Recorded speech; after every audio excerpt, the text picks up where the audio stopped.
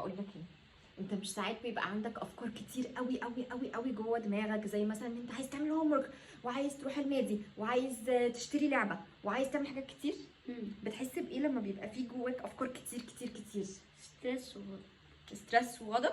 طيب عارف ليه؟ علشان شكل الافكار جوه دماغك بيبقى عامل كده.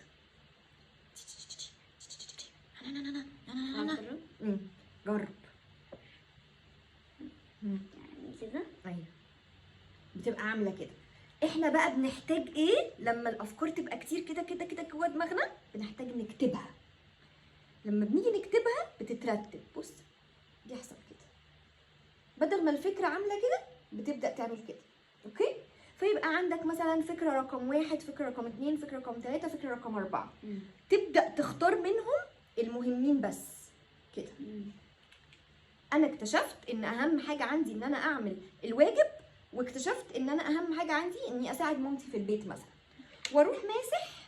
خلاص الفكرتين اللي فوق دول طلعوا مش مهمين، اروح ماسحهم، والاتنين بس دول هما اللي هبدا بيهم. فانجح علشان الحاجه تبقى مترتبه، وبعد كده ممكن ابقى ارجع تاني للي اتكتبوا هنا. اوكي؟ يبقى احنا محتاجين ايه لما يبقى عندنا افكار كتير كتير كتير بتعمل لنا ستريس وغضب؟ اكتبهم.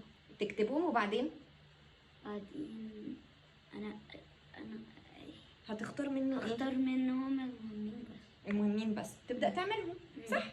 فالدنيا تبقى في دماغك عامله ازاي؟ اورجنايزد، مترتبه. هتعمل كده ولا هتقعد تفكر كده برضو؟ احب